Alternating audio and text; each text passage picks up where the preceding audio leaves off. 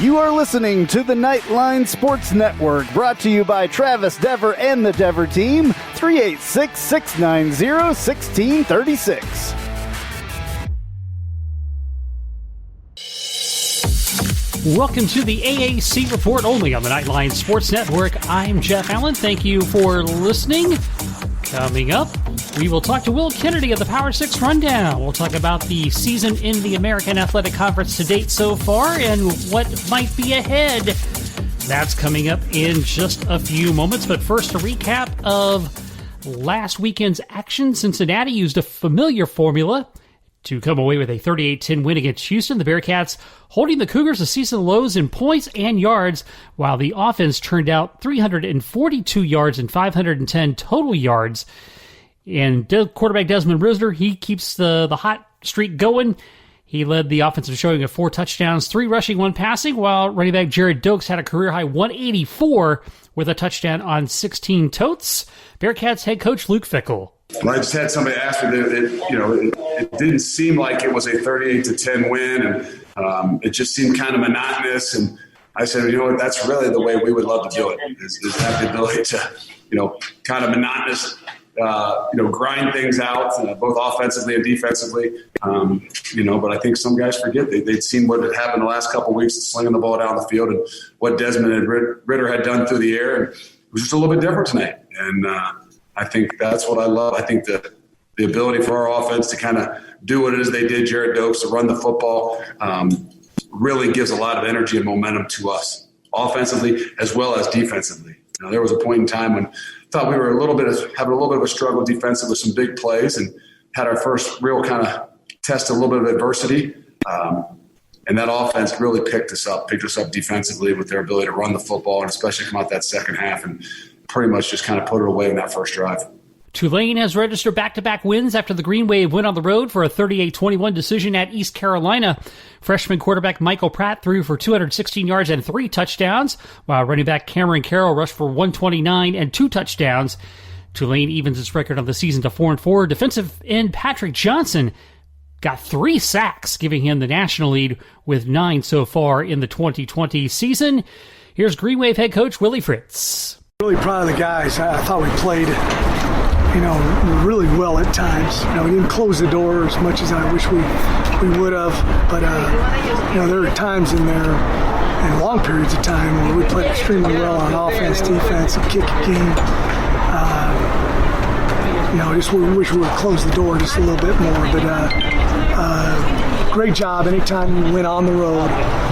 This is a team that woulda, shoulda, coulda won at Tulsa last week, which is a good football team. We had to come out and play well in order to win. So, also proud of old Patrick Johnson. He just got it. He's the all-time sack leader in school history. And that's a heck of a deal. They've been playing football here at Tulane for 127 years. So that's a heck of a job by Patrick to be the all-time sack leader in school history. Memphis rallied from a 33-20 deficit in the final 4 minutes to take a 34-33 victory against South Florida. Quarterback Brady White threw 2 of his 4 touchdown passes in the final 3:19, including a 9-yard score to wide receiver Calvin Austin II with 1:03 left. White, who set a program record with his 24th career win as Memphis' starter, completed 30 of 50 for 437 and 4 scores. Tight end Sean Dykes finished with 7 catches for 147 and 2 touchdowns. Memphis became the first team to overcome multiple 13-point fourth-quarter deficits in the same season since Buffalo in 2008. Tigers head coach Ryan Silverfield. Obviously, happy with the end result from our game on Saturday versus South Florida. Proud of the resiliency that our young men continue to show. Ideally, we don't want to keep starting games the way we are. Now, again, it's on me to find ways to improve that, to find ways to come out and start faster. And I know that's something we need to continue to work on. But at the end of the day, I was proud of the way the guys came and found a way in the fourth quarter to get it done. Got to continue to find ways to improve the rushing game. That's on me as well. And we're continuing to explore things. I do think we are getting teams that are loading the box, but no excuses. Got to find better ways to run the football for sure. And then the question a lot of you guys are answering, have I heard anything on Navy? As of right now, I have not. We are planning 100% for them. Our coaching staff's working hard at a game plan. We will have practice tomorrow morning with the 100% of the focus on Navy, and we can't have any other way other than to look ahead. Obviously, if things change, I'm sure you guys will hear probably about the same time I do. SMU outscored Temple 37-10 in the second half, including a 27-point fourth quarter on their way to a 47-23 victory. Quarterback Shane Buechele was 24-35 for 355 yards and 4 touchdowns, finishing the day as the national leader in passing yards so far this season with 2,581. Wide receiver Tyler Page had career highs with 9 receptions, 131 yards, and 2 scores. The Tulsa Navy game was postponed this past weekend due to positive COVID tests at the Naval Academy. And taking a look at the schedule for this weekend, it will kick off on Friday night, 7:30 on ESPN2 as East Carolina visits Cincinnati. East Carolina leads the all-time series 13-10. The Bearcats won in a thriller last year, 46-43. On Saturday, Army will be at Tulane in the only non-conference opponent scheduled this week. That's a noon kickoff on ESPN+. Tulane leads the all-time series 12-9 with 1 tie, and they won last season's meeting 42-33. South Florida is at Houston. That'll be a 3 o'clock kick on ESPN+. Houston leads the all-time series 4-2, and the last meeting was in 2018 with Houston scoring a 57-36 victory. SMU at Tulsa. This will be a pivotal game in the conference standings. 7 o'clock on ESPN2. SMU leads the all-time series 15-11, and in the last meeting a year ago, SMU was victorious 43-37. Temple at UCF, 7:30 on ESPNU. UCF leads the all-time series 5-2, and they were rather resounding winners last season, 63-21.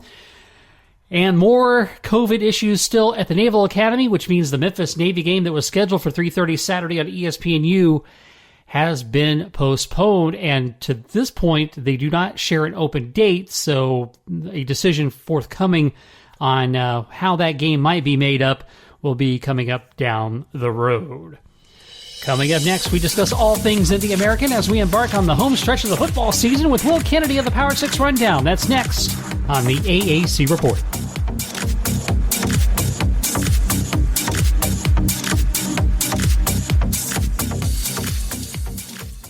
Hey, this is Travis Dever, Kai's Real Estate, the Dever team, New Smyrna Beach. Your source for real estate and everything else, New Smyrna Beach. Proud sponsor of Nightline. Call me anytime at 386-690-1636. That's 386-690-1636. Let me show you my hometown, New Smyrna Beach, UCF's favorite beach. Go Knights and charge on. An auto accident can change your life forever. At Chad Barr Law, we are raising the bar on what to expect from your personal injury attorney. Hi, I'm Chad Barr, and I want you to know that our entire team is dedicated to providing you with the representation you deserve in your greatest time of need. If you or a loved one have been injured in an auto accident, call 407-599-9036 for a free consultation or visit chadbarlaw.com. At Chad Barr Law, our clients come to us in need and leave as family. Offices, Altamont Springs.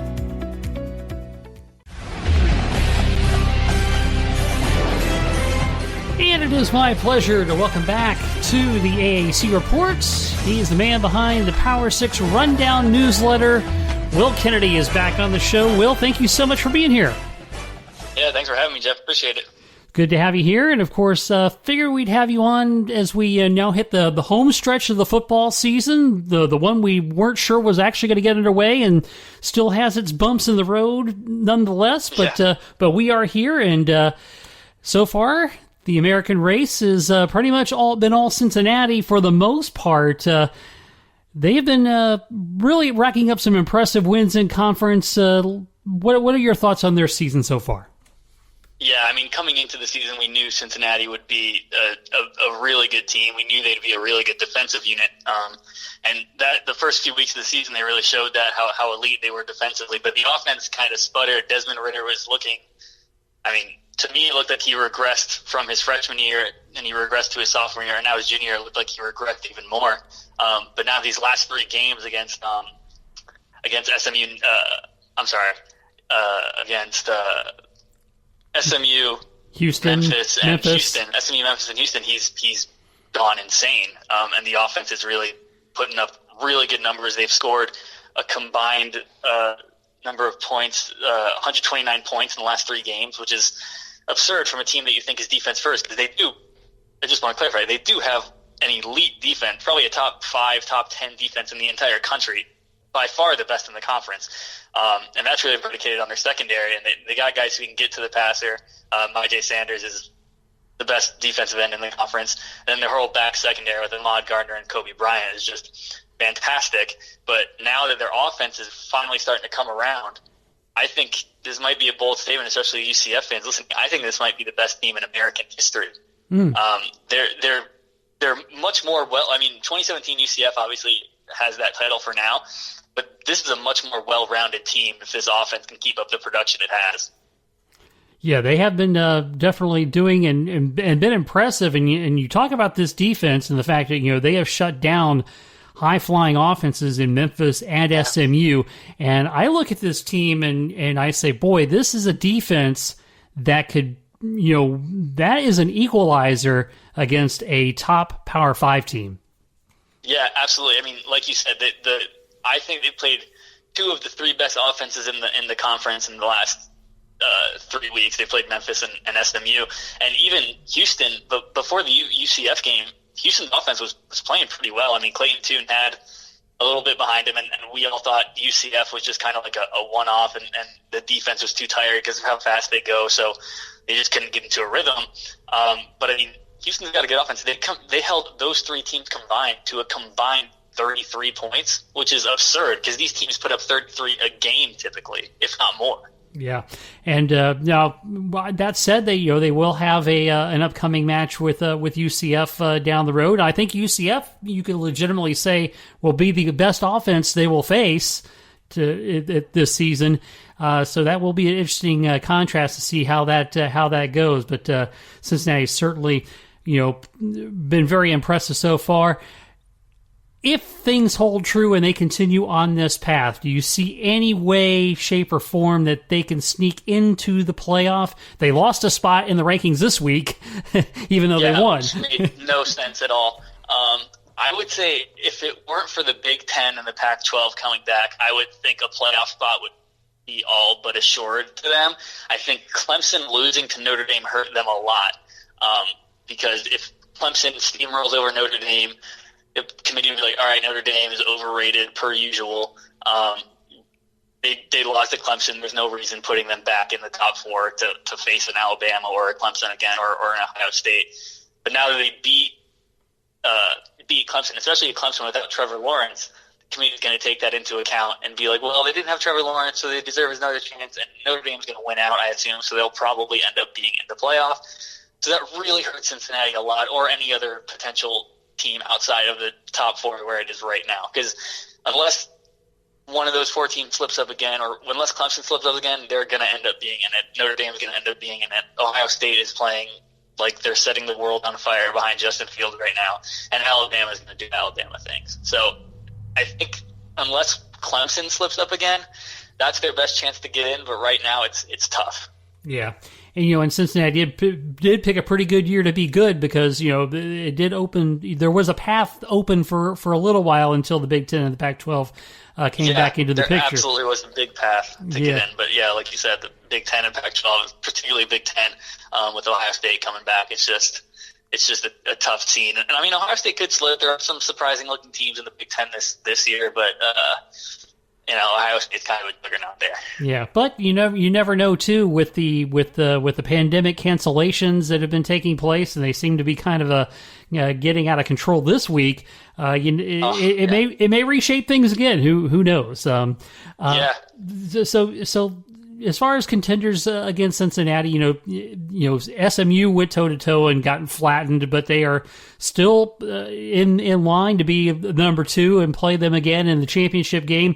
Tulsa's in the picture, even though they haven't lost a conference game, but I think now they've had worse luck than Houston getting started this season. Tulsa just can't seem to get any momentum because they can't get their scheduled games to play.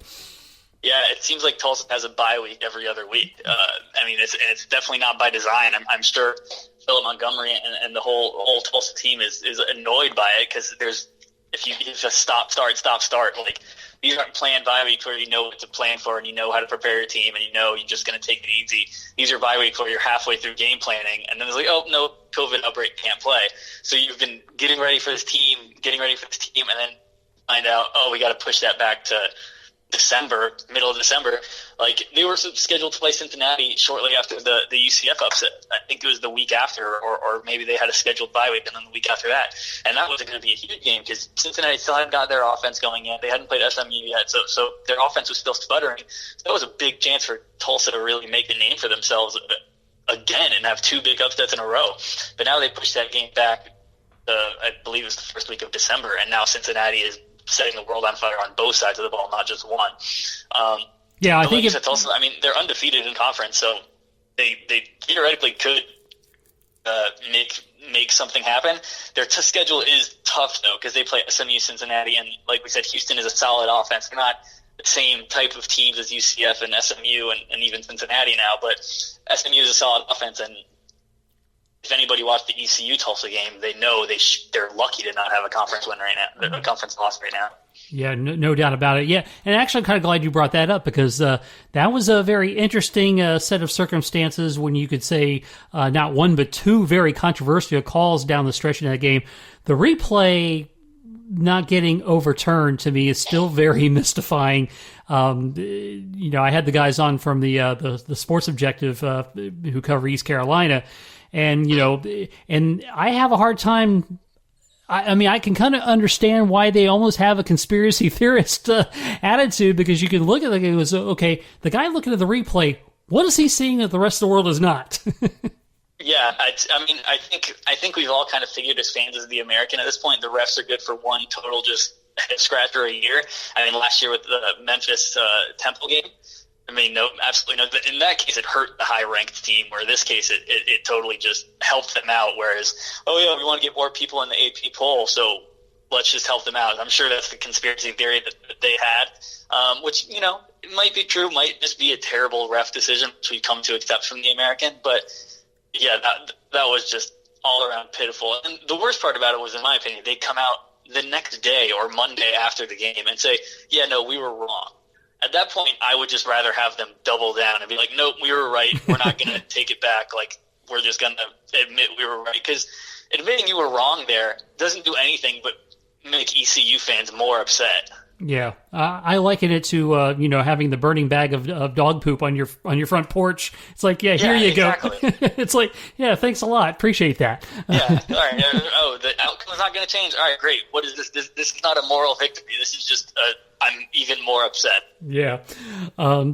So that said, Tulsa still kind of has their hopes alive, but yeah, I think they would much rather played Cincinnati earlier than later, as you said. Now, Memphis is a team that was certainly thought to be a contender. They've taken a couple of conference losses, but miraculously they've gotten two incredible come-from-behind wins over UCF and over South Florida most recently this last weekend. Got to at least say one thing for sure: they may not always win, but they always give you a finish. Yeah, they're an exciting team to watch, and that excitement is obviously they've had a good offense for a few years, and their offense is still very good. To me, it's not as good or as explosive as it has been in years past, but their defense is so much worse that these games are just crazy comebacks, whereas in years prior they would have blown out an opposing team. I mean, their pass defense is horrible. It's like the worst in the country for some weeks. The stats are a bit skewed now that the Big Ten and Pac-12 are back in. But, I mean, that pass defense, it's by far the worst in the conference. So they're getting these teams like USF, who has been a horrible team this year because they're basically in year -1 under Jeff Scott taking over and not having spring ball or anything. I mean, USF was beating them until 30 seconds left in the game. Yeah. If Memphis loses to USF there, that's just embarrassing. They have so much more talent, and they know this game so much better, and they're at home. So it's just Memphis is a very solid offense. I mean, they're missing dudes like Kenny Gainwell and DeMonte Coxey who would impact the offense even more and make it even better. That defense is just so suspect. They're giving up they're giving teams who don't deserve a shot, and that's why they're not going to be in contention for the conference title race, and that's why they might have some issues after Brady White leaves, because Brady White is just so good. Yeah, that's going to be definitely a big shoes to fill. Most certainly. You know, we've talked a little bit about postponement difficulties as we've mentioned. Tulsa, now this week, Navy's going to be sidelined for the second week in a row, which also affects Memphis this week. These are very difficult times. I got to imagine, there's no playbook for this, so I think that kind of gives us some insight into who some of the really good coaches are, because they are having to deal with things they've never had to deal with before. Yeah, absolutely. I mean, they do have to do things on the fly. Like, nobody's ever experienced playing football in a global pandemic before, especially not football at this high level. Maybe in 1918 there was some form of collegiate football that was being played, but not like this, not like it is today. But yeah, I think it's tough to you prove you make a good point where it's going to be interesting to see how coaches coach this, but it's also going to be very tough to really get a good indicator of how a coach is handling this, because I mean, look at East Carolina. They've had Holton Ahlers out for a couple weeks because of a positive COVID test that ended up being a false positive, I believe. So, and without Holton Ahlers, that team is a dumpster fire. So it's going to be tough to manage it just looking at records, but how they manage it when how they have the guys ready to compete, and if they play close games when their star players are out, yeah, you can definitely see a good coach is doing his thing there. But then again, Ken Niumatalolo is a fantastic coach, but COVID has destroyed his team, and now, I mean, somehow they were 3-0 in conference, but now they're just completely falling off as we all kind of expected them to once that BYU game hit. Yeah, it is very strange to one week to the next we don't know who's playing and who's not. So it is definitely a challenge. Well, besides those types of things, is there another surprise story that has captured your fancy this year? Well, I don't want to brag, but I know I came on here before the season started, and I singled out Tulsa as my surprise, and I think that held on pretty true. So I'm proud of that one. I mean, Tulsa. I mean, we talked about them a little bit, but they're a very good team. They're built on their defense like Cincinnati.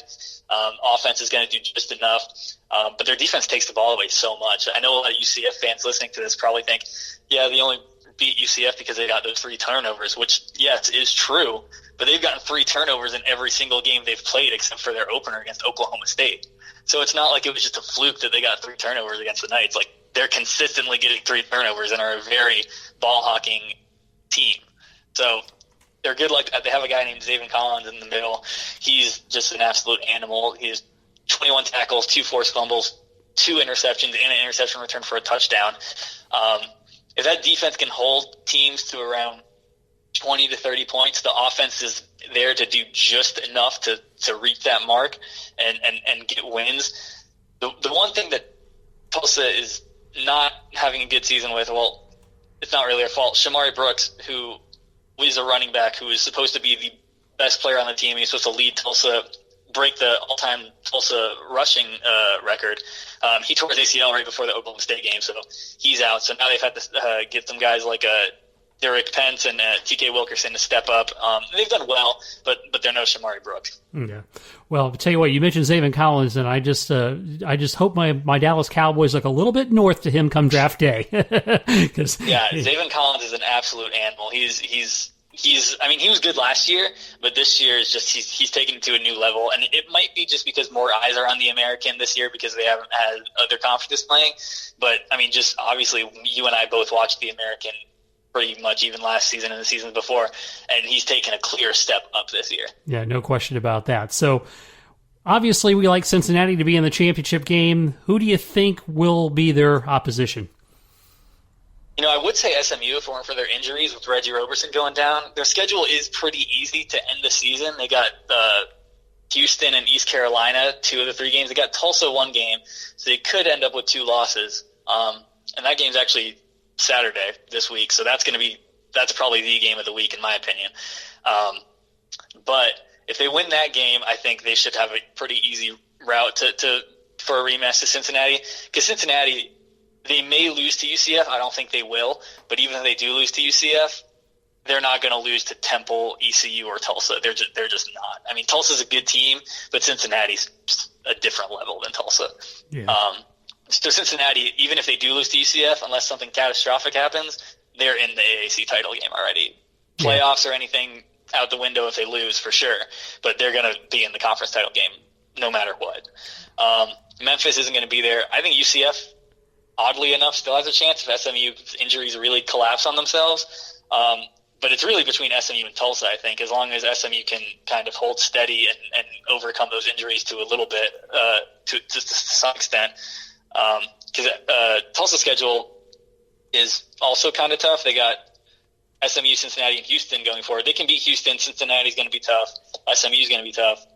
But, I mean, 2 losses, obviously they get the tiebreaker of UCF, and then the tiebreaker is really going to come down to that SMU-Tulsa game, which is this Saturday. So that game could really determine who plays Cincinnati in the conference title game, that game this weekend. All right, sounds good. Well, Will, please put out the good word about the Power 6 rundown for our audience, please. Yeah, I got a weekly Power 6 American Athletic Conference-centric newsletter. Really just kind of anything you want AAC content related. I have features. I just did a feature on Tulane's equipment manager that did really well. Do game predictions, just kind of a weekly rundown of what's happening, and then I do an occasional mailbag as well. So if you want to sign up for that, just go to my Twitter account at @ByWillKennedy, ByWillKennedy. Link to subscribe is in my bio. All right, that's Will Kennedy from the Power 6 Rundown. We appreciate you being on. Thanks again, Will. Yeah, thanks for having me. Appreciate it. We're back with the latest rankings, players of the week, and more news and notes from around the American when the AAC Report continues right after this. Hello, Night Nation. This is Andrew Fagley reminding you to tune in every Tuesday night, 9 to 10 p.m. on WDBO 107.3 FM and AM 580, plus the WDBO app for Nightline at Night. Brought to you by Chad Bar Law. We'll be taking your calls and your texts reacting to the previous week's UCF sports action, and you never know who will show up. Once again, that's Nightline at Night, every Tuesday, 9 to 10 p.m. on WDBO 107.3 FM and AM 580, plus the WDBO app. Go Knights and charge on.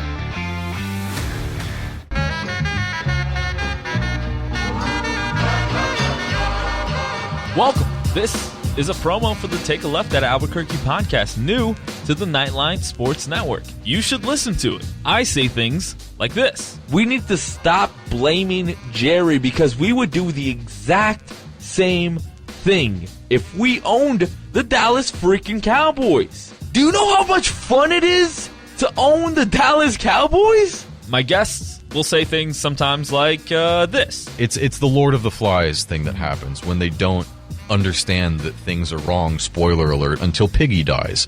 Lord of the Flies has been out for like 100 years. I don't even know. Yeah. Sorry to everyone at home who I spoiled the book for. A book's been out for like 90 years or something. And sometimes, rarely though, I'll say really stupid things like this. If they don't make it out of the West and the Raptors get to the finals, I will go on either this show or whoever's show and say that Kawhi Leonard is overrated because I have too much evidence of it.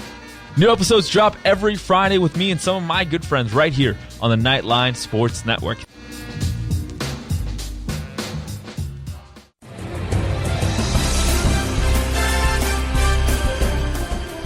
And some news in the American regarding college basketball. According to Jeff Goodman from Stadium, it looks as if Wichita State and Greg Marshall are expected to part ways by the end of the week. We're recording this podcast on Wednesday evening, and it looks like due to the months-long investigation after allegations surfaced against multiple verbal and physical incidents against former players and staff members, it looks as if Greg Marshall and Wichita State will part ways. I reached out to our friend Taylor Eldridge of the Wichita Eagle, who is covering this story, and attempted to get him on the air this evening, but of course he is working the story. So for more coverage of that, make sure you check out the Wichita Eagle online at kansas.com. Follow his work as far as that story goes. In the latest rankings, both Cincinnati and SMU dropped a spot in the AP and coaches polls despite their victories this past weekend. The Bearcats are ranked number 7. SMU comes in at 19. Again, same rankings in both polls. Conference Players of the Week. The Offensive Player of the Week, Brady White of Memphis, with his 4 touchdown passes, including 2 in the final, 319. His 437 yards passing and 4 touchdowns, helping the Tigers defeat the South Florida Bulls. The Defensive Player of the Week, Patrick Johnson of Tulane. He had a terrific afternoon, 6 tackles, including 3 sacks, along with 2 forced fumbles and 2 quarterback hurries in their win over East Carolina. Johnson leads all NCAA FBS players with 9 sacks on the year and also became Tulane's career record holder with 23.5 sacks. And the Special Teams Player of the Week, Spencer Schroeder of South Florida. He had 12 points, connecting on 4 field goals of 41 yards or longer in their loss to Memphis. He connected from 49, 47, 41, and 46 yards, becoming the 5th player in program history with 4 field goals in one game. And that wraps it up for this week's edition of the show. As always, please follow me on Twitter at JeffAllen_88. And you can also follow the Nightline Sports Network at UCF_Nightline. And please catch me on my personal podcast, Jeff Allen Sports Talk, which you can get at JeffAllenSportsTalk.com or anywhere you get your podcasts. In fact, I'll be speaking to ESPN college football commentator Rennie Ingoglia. And that will do it for this week's edition of the AAC Report, only on the Nightline Sports Network. I'm Jeff Allen. Thanks so much for listening.